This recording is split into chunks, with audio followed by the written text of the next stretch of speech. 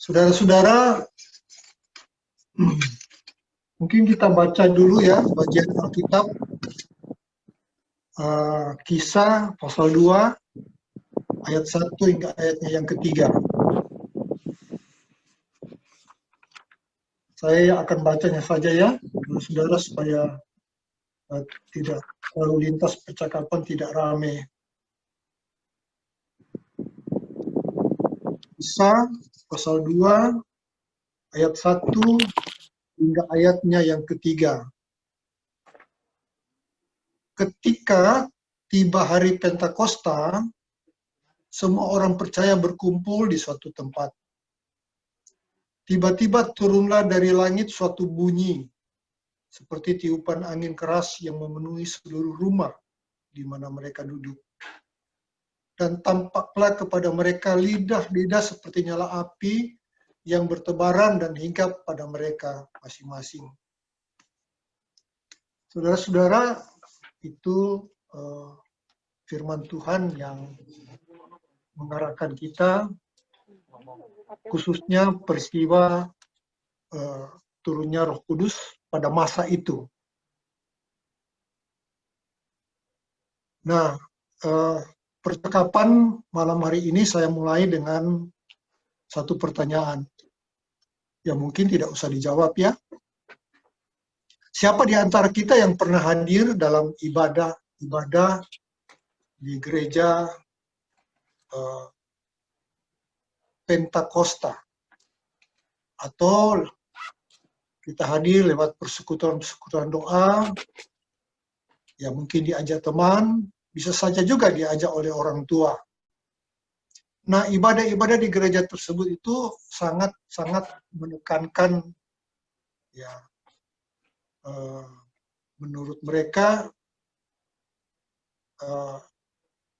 penuh dengan sukacita karena ada Roh Kudus, pujiannya bersemangat, diiringi alat musik, tepuk tangan, dan ada satu ciri yang dapat kita lihat ketika mereka berbahasa lidah, glosolali.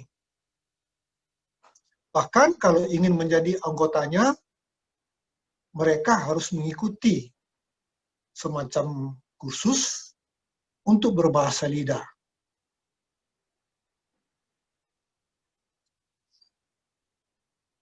Adanya anggapan bahwa di gereja-gereja seperti ini, persekutuan seperti ini, ada kuasa Roh Kudus.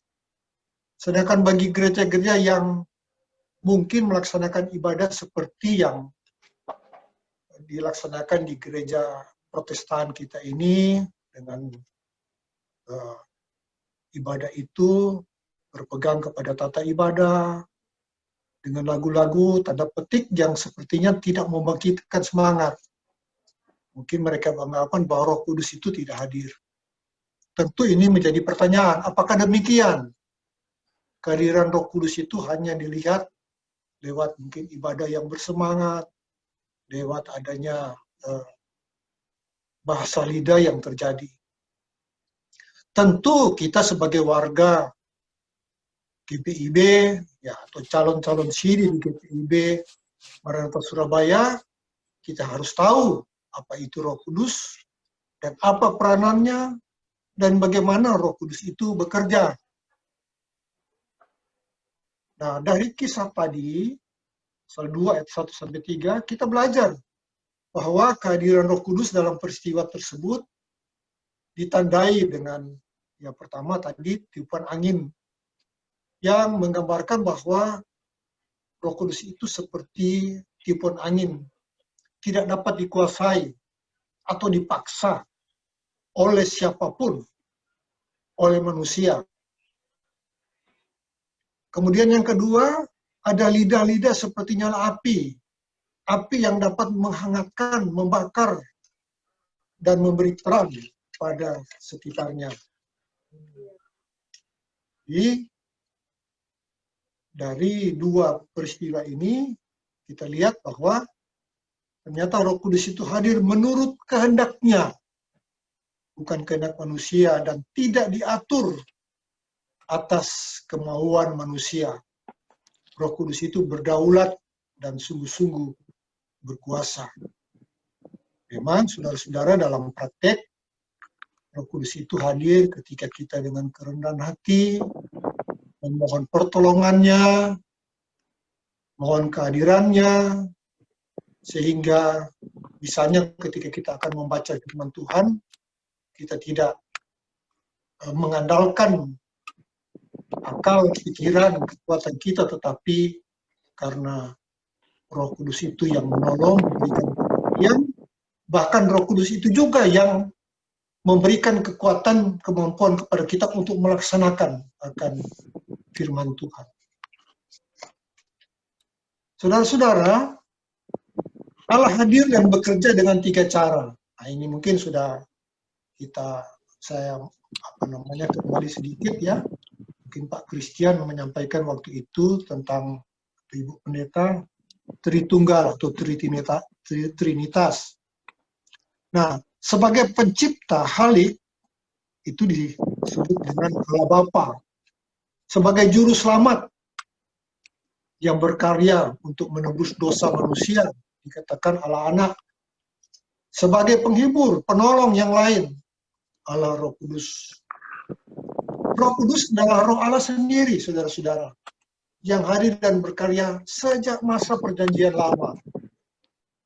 Roh Kudus hadir, diberikan secara khusus kepada hamba-hambanya, seperti para nabi, ya, kepada tokoh-tokoh khususnya yang kita kenal di masa Perjanjian Lama, seperti Simpson, Deborah, Barak, Gideon, dan seterusnya. Nah, saudara-saudara, sebelum Tuhan Yesus naik ke sorga, ia berjanji meminta kepada Bapa seorang penolong yang lain. Dan disebut juga penolong ini adalah Roh Kebenaran. Kehadiran Roh Kudus untuk menyertai para murid. Mungkin ini perlu dicatat, saudara-saudara ya, ayat-ayat ini, mungkin yang tadi perlu dicatat, misalnya Kisah 2, ayat 1-3, kemudian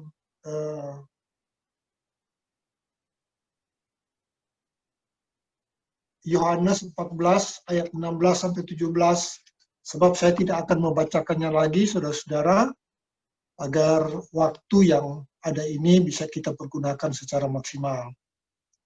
Jadi Yohanes 14 ayat 16-17 memperlihatkan bagaimana kehadiran Roh Kudus itu adalah untuk menyertai para murid.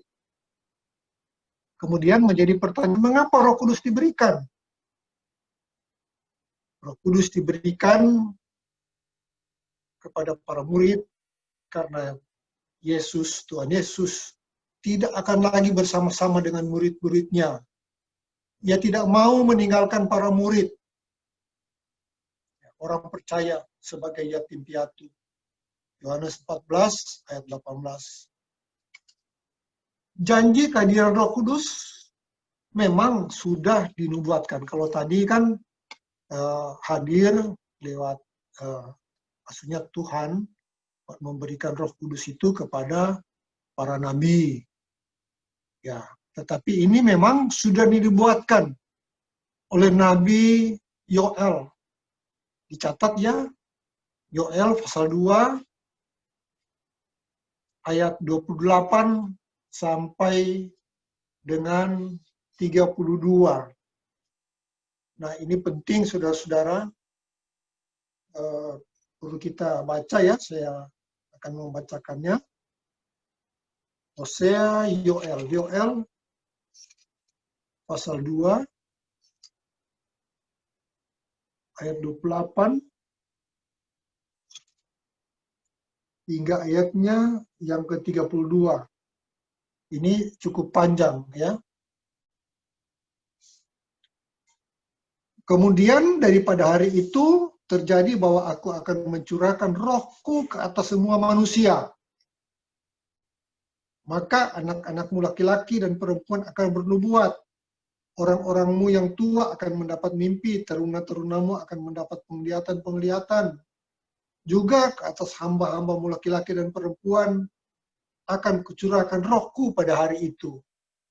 Ya, jadi berbahagialah kita, saudara-saudara, kalian masih, ya kecuali Sandy yang sudah sangat senior, ya, bagi seperti Evan, Tatuo, Cheryl, ya kan, Delce, berbahagialah kita yang sekalipun masih muda, tapi Roh Kudus hadir, yang dapat menguasai hati dan pikiran kita, kehidupan kita ketika kita sungguh-sungguh mohon kepadanya untuk hadir. Nah, nubuatan dari Nabi Yoel ini kemudian dipenuhi dalam Kisah Para Rasul 2 ayat 17 hingga ayatnya yang ke-21.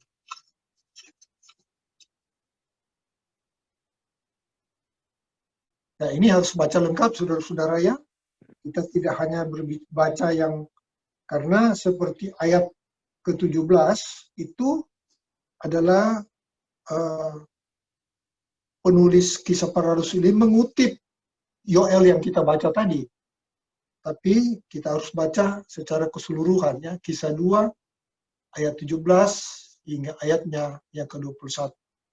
Yang pada intinya mau mengatakan kepada kita bahwa Allah telah mencurahkan rohnya ke atas semua manusia, khususnya bagi mereka yang percaya kepadanya. Hal berikut yang sangat penting yang perlu kita pelajari adalah peranan Roh Kudus. Nah, lewat Alkitab, Perjanjian Lama dan Perjanjian Baru, khususnya kita diajarkan bahwa kehadiran dan peranan Roh Kudus sangatlah penting bagi kita orang percaya. Yang pertama, Roh Kudus mengajarkan segala sesuatu kepada murid atau orang percaya dan mengingatkan akan semua yang telah Tuhan Yesus katakan. Ya, Yohanes 14 ayat 26. Contohnya seperti ketika kita akan membaca firman Tuhan, kita mohon pertolongan kuasa Roh Kudus, agar firman Tuhan yang kita baca itu dapat kita mengerti, hayati, tertanam hati pikiran kita, dan sekaligus ketika saudara-saudara yang mungkin kita sudah alami ya, ketika kita akan menyampaikan sesuatu kebenaran firman Tuhan itu, Roh Kudus itu yang mengingatkan kita. Ya mungkin kalau saya sudah cukup dewasa, sudah jadi orang tua, ya sudah 60 lebih, sangat merasakan akan peranan Roh Kudus ketika kita bersaksi kepada orang. Roh Kudus menguasai sehingga kita menyampaikan sesuatu yang tidak lagi kita pikirkan, ya, secara otomatis itu. Yang kedua, kehadiran Roh Kudus, Roh penghibur, Roh kebenaran itu memberi kesaksian mengenai Yesus Kristus.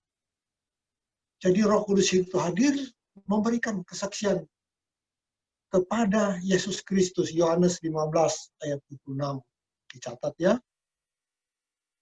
Oleh karena itu setiap orang yang mengaku percaya bahwa Yesus adalah Tuhan, karena berkat dan pertolongan juga pekerjaan Roh Kudus. 1 Korintus 12 ayat 3. Saudara-saudara, ayat firman Tuhan ini mau mengatakan kepada kita bahwa Roh Kudus itu dapat merubah seseorang yang jahat sekalipun menjadi baik, menjadi alat di tangan Tuhan. Kita ingat siapa tokoh di Alkitab? Tokoh Saul yang kemudian menjadi Paulus. Dia yang mencari-cari orang Kristen untuk ditangkap, dibawa, dimasukkan ke dalam penjara. Dia yang menghambat akan perjalanan kehidupan orang Kristen. Dia yang ikut mendukung Stefanus yang dirajam dengan batu. Tapi kemudian Tuhan memakai dia secara luar biasa ketika dalam perjalanan Saul ke Damsyik. kita bisa juga baca akan kesaksian dari sesama kita, khususnya mereka yang pada awalnya sangat memusuhi orang Kristen, tapi kemudian mereka dipakai Tuhan secara luar biasa. Semuanya karena pekerjaan Roh Kudus. Ini juga, saudara-saudara, ketika dalam praktek kehidupan, kita mungkin sering dalam persekutuan, kita mendapatkan teman yang, ya, kok tidak pernah berhenti untuk berbuat sesuatu yang tidak benar. Mungkin sering menyakiti hati kita, ya. Maka tidak tertutup kemungkinan ada saudara kita, ada orang tua kita. Ya, kadang-kadang kita diperhadapkan, saudara-saudara, bagaimana ini? Ya. Orang tua yang sangat, yang khususnya ibu yang sudah melahirkan kita, orang tua yang memberikan kebutuhan hidup, ya kita berdoa, mohon Roh Kudus, ya kita jangan ikut-ikutan misalnya emosi, tapi kita juga ikut berdoa. Mohon Roh Kudus senantiasa menjamah akan teman kita, menjamah akan saudara kita, menjamah akan orang tua kita, agar sungguh-sungguh mereka dapat memiliki hati yang sangat mengasihi, saling memperhatikan satu dengan yang lain. Yang berikut, yang ketiga, bahwa kehadiran Roh Kudus adalah untuk menginsafkan dunia akan dosa, kebenaran, dan penghakiman. Akan dosa sudah sempat saya singgung tadi, ya. Ketika misalnya seseorang yang melakukan hal yang jahat kepada orang percaya, Roh Kudus mengingatkan akan dosa dan pemberontak, dosa dan perbuatannya yang tidak berkenan pada Tuhan. Yang berikut, yang tadi, kehadiran Roh Kudus adalah untuk menginsafkan dunia akan dosa, kebenaran, dan penghakiman. Yohanes 16 ayat 8-11. Yang keempat, Roh Kudus memberikan kepada kita rupa-rupa karunia. 1 Korintus 12 ayat 4-11. Roh Kudus juga mempersatukan anggota tubuh Kristus. 1 Korintus 12 ayat 12-31. Jadi, satu contoh ketika kita sebagai orang percaya hari dalam ibadah, ya,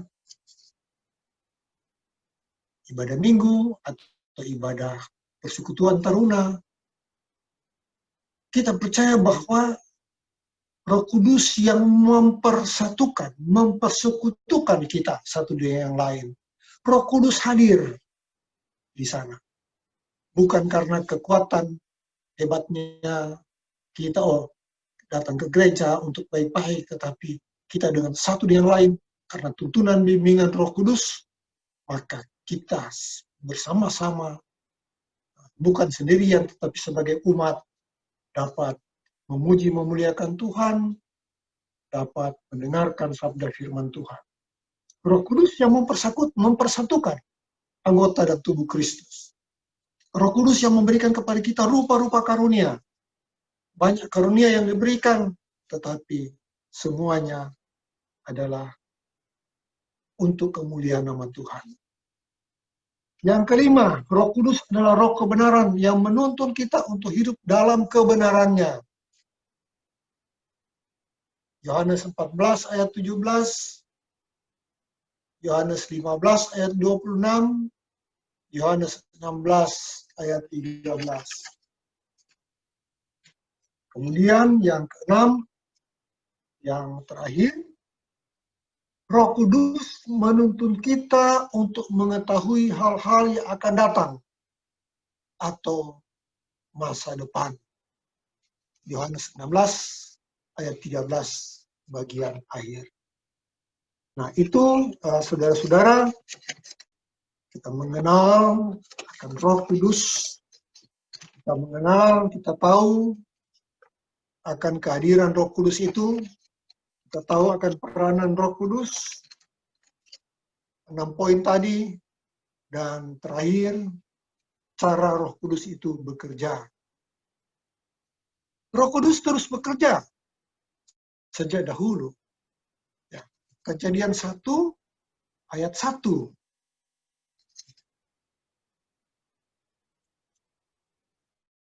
Yang paling awal.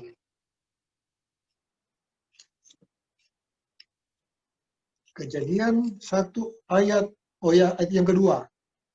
Pada mulanya Allah menciptakan langit dan bumi belum berbentuk dan kosong. Gelap gulita menutupi samudera raya. Dan roh Allah melayang-layang di atas permukaan air. Saudara-saudara, jadi Roh Kudus itu bukan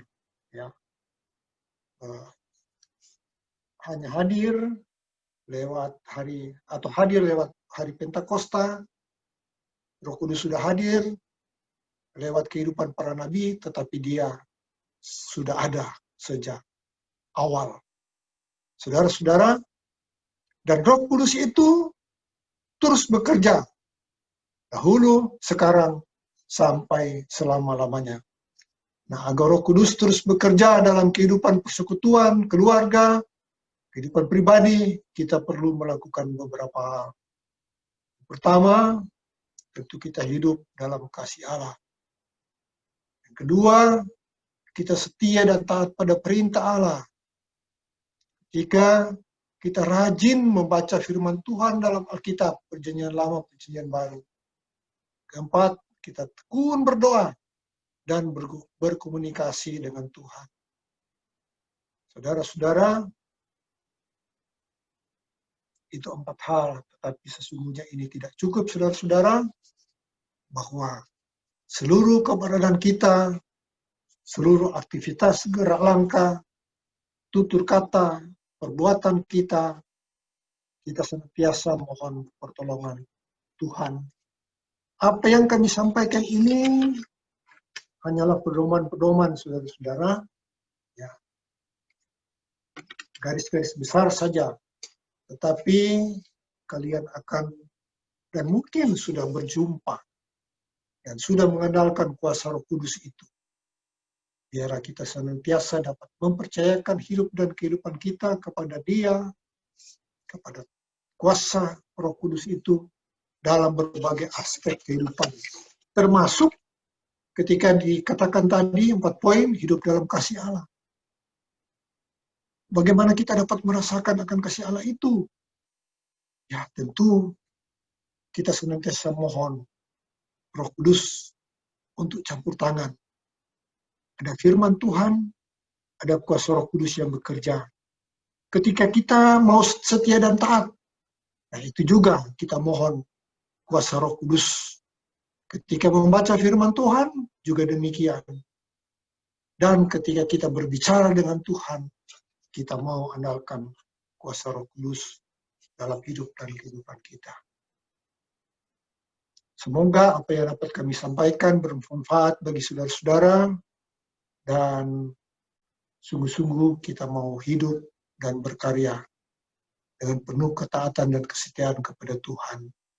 Semuanya dapat kita capai hanya karena kuat kuasa Roh Kudus yang menolong kita.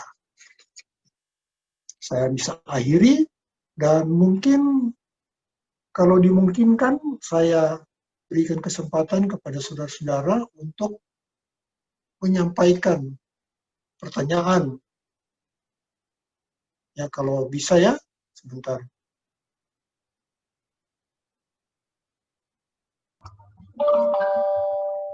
Ya, ada? Sebentar. Ayo, ada yang mau bertanya untuk Pak Rudi dulu?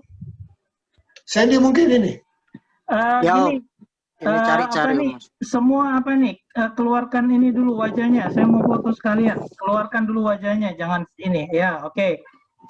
John, Wajah-wajahnya mana? Ayo keluarkan wajah. Nanti minggu depan kalau kita mulai lagi pelajaran harus dikeluarkan wajahnya Pak Rudi, biar mereka kelihatan lagi tidur atau apa. Iya. Cheryl, Cesar, siapa lagi nih? Ya kalau Sandy dari awal ini. John, John yang Frans ini ya? Sudah ini, Pak Rudi. Oh ya. Michael, ayo Michael. Ya. Oh ya, Frans. Oke, sebentar ya, saya foto dulu ya. Siapa lagi? Pakai gaya nggak Kak Kris? Ya, pakai gaya boleh. Ya. Oke ya, 1, 2, 3. Oke. Sekarang pertanyaan. Wajah tetap harus dikeluarkan. Silakan, Sandy. Bentar Om, ini tadi lagi masih cari-cari Om. Udah terasa kalau disuruh cari pertanyaan sebentar. Sabar. Suara pelihara kumis, Sandy ini. Sandy sudah umur berapa ya?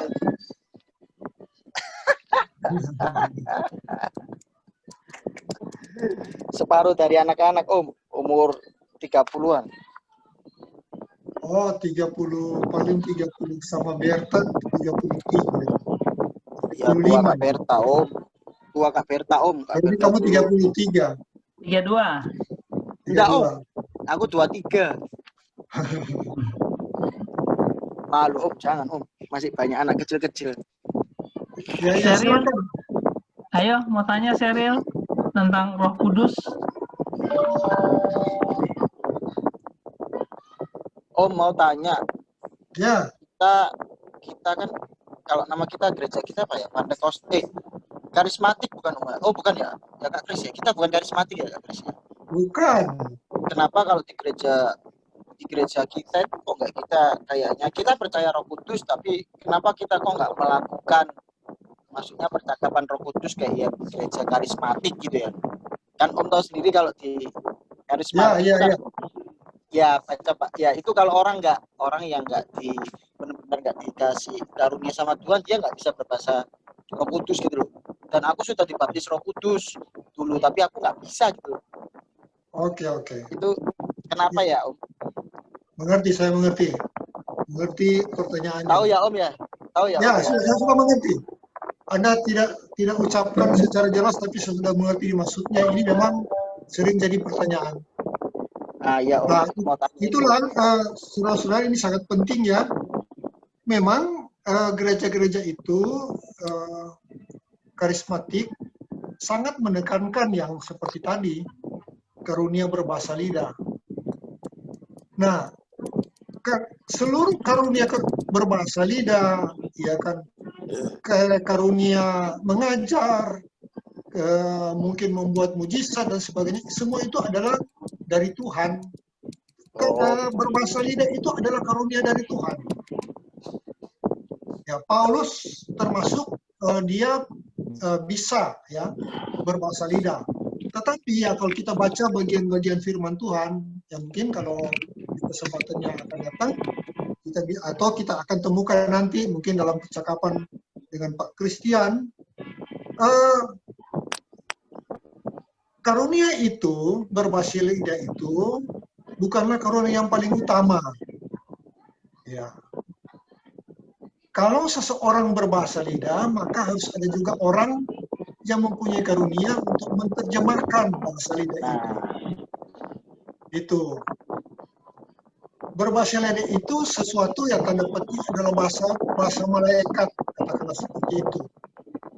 Tidak dimengerti oleh kita, oleh orang banyak.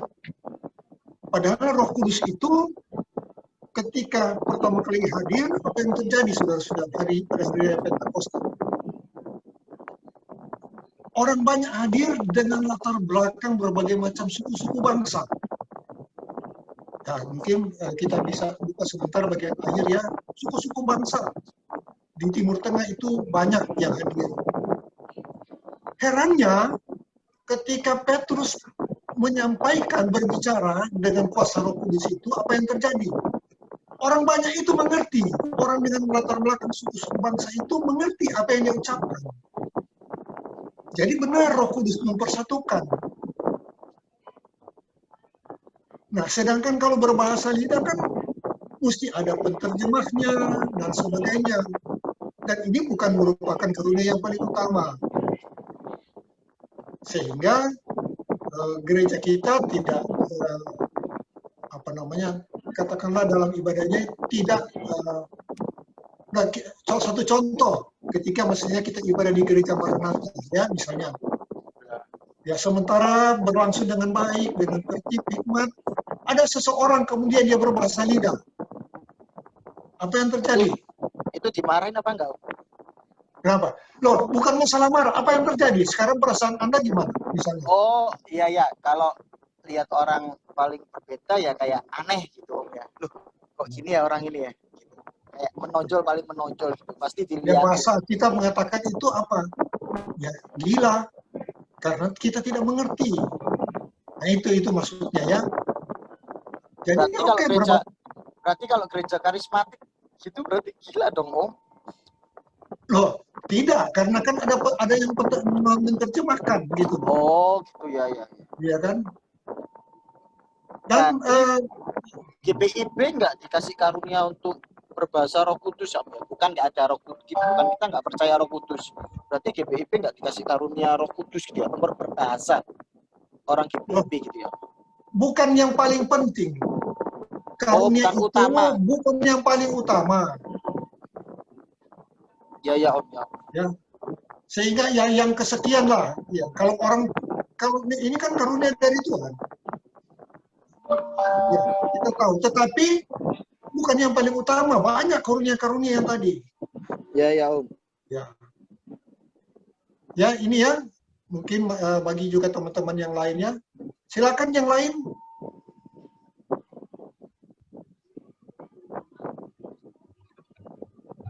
Kak Ruti, Ya, izin ya. bertanya Kak.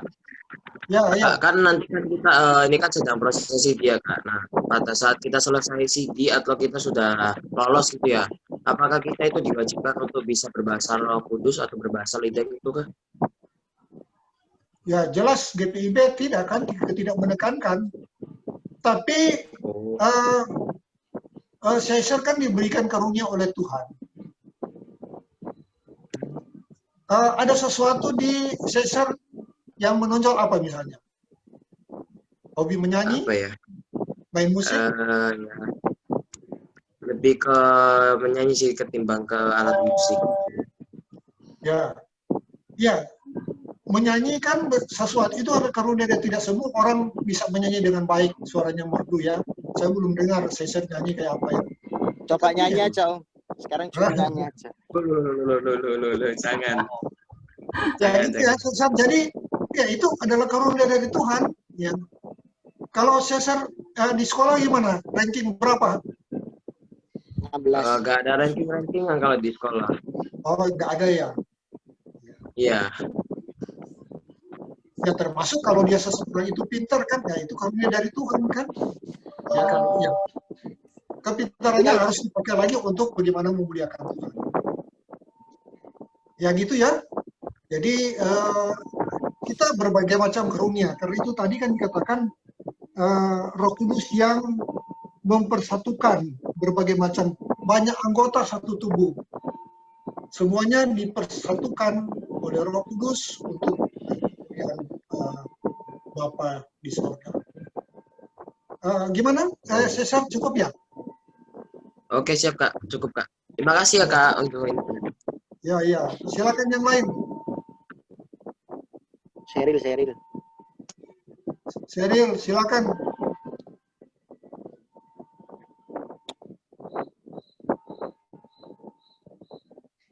Gak ada suaranya Seril. Siap Kak, mau bertanya Kak. Ya, silakan. Kalau gitu karunia-karunia yang paling utama untuk di gereja Protestan apa ya Kak? Karunia yang paling utama, karunia untuk melayani.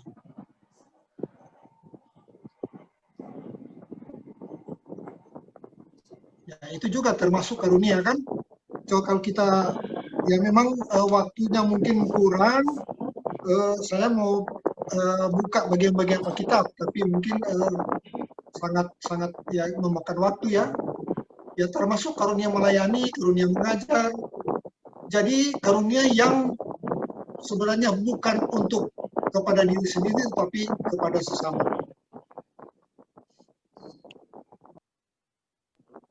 Termasuk bagaimana ketika kita menjadi seorang yang suka menolong orang lain. Itu kan dalam rangka juga pelayanan ya, melayani sesama. Kasih ya.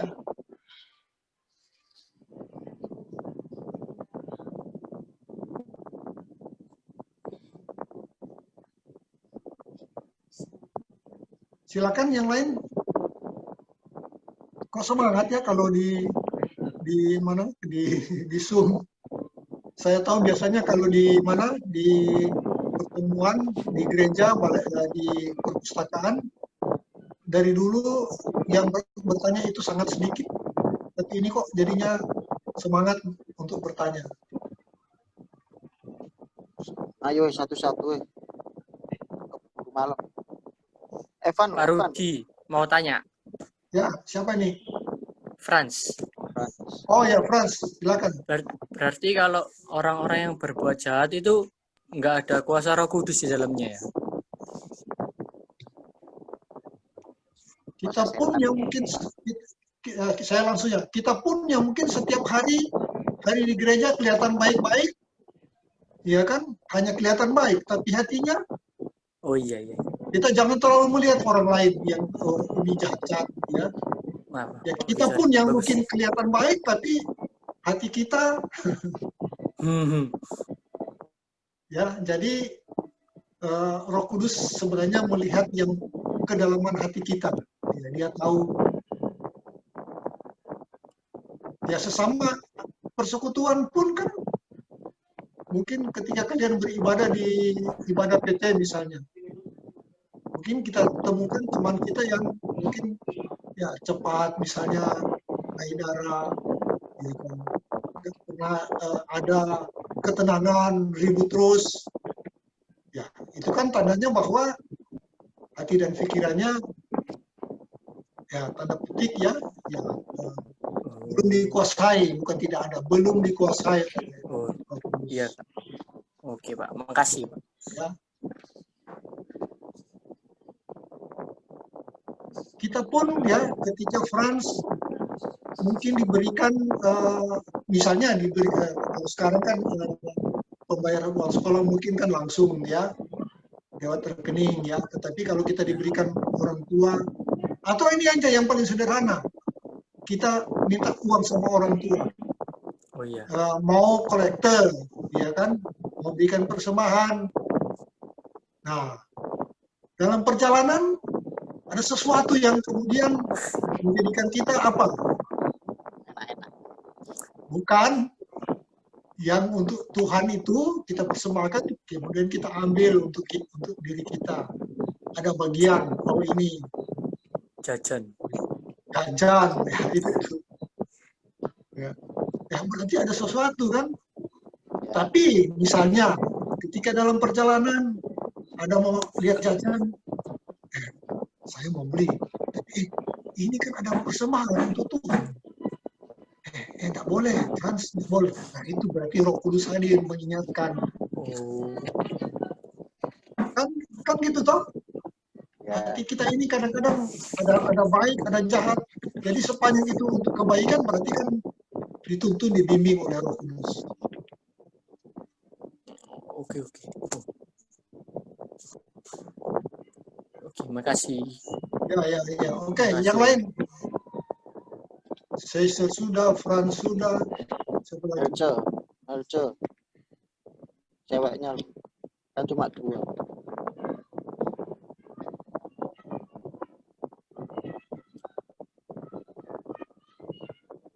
Ayo guys. Ya, kalau sudah nggak ada ya, karena lewat Zoom ini kan makan pulsa ya saudara-saudara.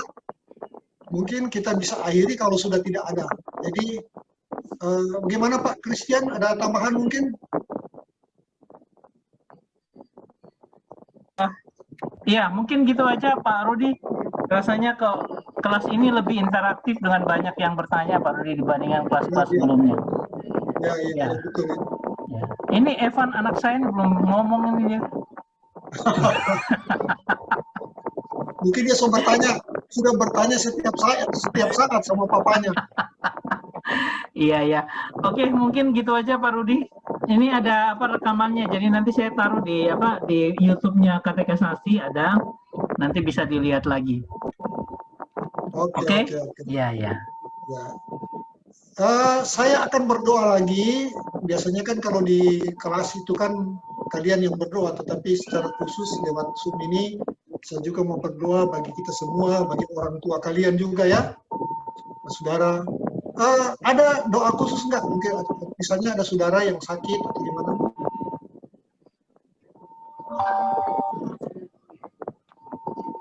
Enggak, Nggak ada ya? sehat terus saja, Om. Enggak, Saya sehat terus. Umum aja, nggak ada lagi namanya COVID, Kak. Mudah-mudahan nggak ada lagi yang namanya COVID. Oh ya, supaya COVID cepat selesai, supaya bisa. Oh ya, ya, ya, ya. Siap. Ya, Biar oke, kembali Bung, ya. normal. Mari kita arahkan hati dan pikiran kita kepada Tuhan. Mari kita sama-sama berdoa. Bukan hanya saya yang berdoa ya, tetapi kalian juga berdoa. Terpujilah Engkau ya Tuhan, kekal selama-lamanya. Kami patut bersyukur padamu, kami percaya Roh Kudus hadir menolong kami semua, sehingga percakapan malam hari ini dapat berlangsung dengan baik dan lancar. Dan biarlah Tuhan, Roh Kudus memeteraikan segala kebenaran firman Tuhan yang disampaikan, sehingga benar-benar hidup dan kehidupan kami semua dituntun dan dibimbing oleh kuasa Roh Kudus. Kami menjadi pelaku-pelaku firman-Mu. Tuhan, dalam kesempatan yang ini, kami rindu menyerahkan akan anak-anak kami ini ke dalam tangan kasih dan penyertaan Tuhan. Engkau tahu akan segala kebutuhan yang mereka hadapi di masa belajar yang kadang-kadang sangat menyulitkan di masa pandemi ini. Juga mungkin bagi Sandy yang bekerja. Tuhan, kiranya Engkau terus hadir dalam kehidupan kami sebagai anak-anak, agar di masa pandemi ini kami mempunyai waktu yang lebih hidup dan berkarya bersama dengan orang-orang yang kami kasih, bersama orang tua kami masing-masing. Berikan kekuatan, kesehatan kepada kami semua Tuhan, agar kami dilindungi, dijauhkan dari pandemi COVID-19 ini. Dan berkati agar orang tua kami yang bersusah payah untuk memenuhi kebutuhan hidup kami. Tuhan berikan mereka kekuatan, kesehatan. Tuhan berkati akan segala usaha kerja yang mereka lakukan sebagai ayah, sebagai ibu, dalam tanggung jawab tengah-tengah keluarga. Kami rindu menyerahkan mereka semua dalam tangan kasih sayang. Tuhan, kami juga rindu menyerahkan akan persekutuan ini, para katekisan di GPIB Maranatha Surabaya. Kami percaya Engkau akan terus hadir dalam perjalanan kehidupan kami. Juga acara ini.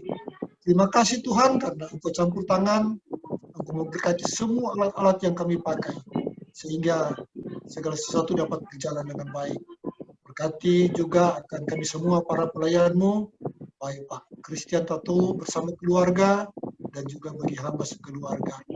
Terima kasih, kami mohon ampun salah dosa kami Tuhan, dalam nama Yesus Kristus, Tuhan dan Juru Selamat kami sudah berdoa dan bersyukur. Terpujilah Engkau, Tuhan kekal selama-lamanya. Amin. Amin. Ya, Tuhan berkati kita semua. Iya, Tuhan berkati ya semua ya. Ya, makasih Pak Rudi. Makasih, Kak. Makasih, Kak. Makasih, Kak. Makasih, Pak. Iya.